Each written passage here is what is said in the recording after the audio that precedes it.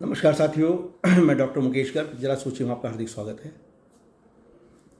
आज देश के गृह मंत्री अमित शाह जी ने पार्लियामेंट में बोलते हुए एक बहुत ही महत्वपूर्ण घोषणा की और उन्होंने ये जनता को और पूरे पार्लियामेंट को भी बताया कि आज से देश नक्सलवाद मुक्त हो गया है और अब कोई नक्सली किसी भी जगह कोई भी इंसान की, हमारी सेनाओं की, हमारी सुरक्षा बलों की कोई हत्या नहीं करेगा। सब खत्म हो गया है। निश्चय ये एक बहुत बड़ी खबर है कि इतना बड़ा जो 70 साल से उग्रवाद वामपंथी चरमपंथी माओवादियों ने और नक्सलवादियों ने उड़ीसा, छत्तीसगढ़, झारखंड और हमारे पूर्वोत्तर राज्यों में फैला रखा था, उसको गृह मंत्रालय ने एक समयबद्ध और चरणबद्ध तरीके से समाप्त कर दिया, नेस्तनाबूद कर दिया। और जो माओवादी और नक्सलवादी पकड़े गए या सरेंडर जिन्होंने किया है, उनको देश की मुख्य धारा से जोड़ने के लिए उनको सरकारी नौकरियों में और उसमें समायोजित करने का जो प्रस्ताव गृह मंत्री ने दिया है, ये वाकई में काबिल तारीफ़ है। इसकी तारीफ़ जितनी की जाए उतनी थोड़ी है। देश के अंदर नक्सलवाद और माओवाद बहुत खतरे की घंटी था और समय समय पर बारूदी सुरंग बिछाकर ये हमारे सुरक्षा बलों को और अन्य सरकारी संपत्तियों को और हमारे आम आदमियों को भी नुकसान पहुंचाते थे। उसको सरकार ने पूरी तरीके से नेस्तनाबूद कर दिया है।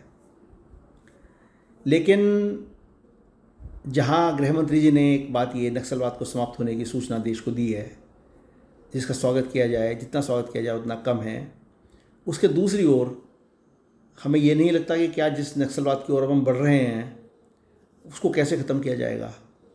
नक्सलवाद, जिसमें नक्सलवाद की बात मैं करने जा रहा हूँ, वो वाकई में नक्सलवाद नहीं है, लेकिन नक्सलवाद से कम भी नहीं है। जिस तरीके से देश के अंदर डेमोग्राफिक चेंज बड़े चरणबद्ध तरीके से किया जा रहा है, एक विशेष धर्म के लोगों द्वारा हर राज्य के अंदर कुछ जिलों को छांट लिया गया है और उन जिलों के अंदर अपनी आबादी को इस तरीके से बढ़ाने में लगे हुए हैं कि वहाँ की डेमोग्राफी चेंज हो जाए और वो क्षेत्र पूरी तरीके से उनके धर्म का बाहुल्य बन जाए, ताकि वो विधानसभा में और संसद में अपने नुमाइंदे बढ़ाकर भेज सकें। ये देश के लिए एक बढ़ता हुआ नया नक्सलवाद है और एक बहुत ख़तरनाक मुकाम पर हम लोग पहुंच चुके हैं या पहुंच रहे हैं। जिस तरीके से मैंने पीछे अपने एक वीडियो में बताया था कि पश्चिमी बंगाल के कुछ जिलों को और बिहार के कुछ जिलों को तोड़कर सरकार एक नया केंद्र शासित राज्य बनाना चाहती है, इस तरीके से ये डेमोग्राफिक चेंजेस ख़त्म किए जा सकते हैं, इनको रोका जा सकता है और उन पर अमल किया जा सकता है।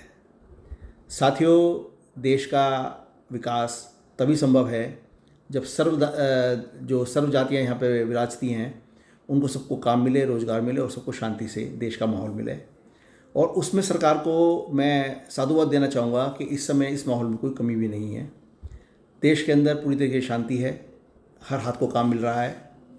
सरकारी नौकरियों की बात मैं नहीं कर रहा हूँ, लेकिन काम हर हाथ को अवेलेबल है। और देश के अंदर आम मजदूर की तो कमी महसूस की जाती है, क्योंकि आम मजदूर मिलता ही नहीं है।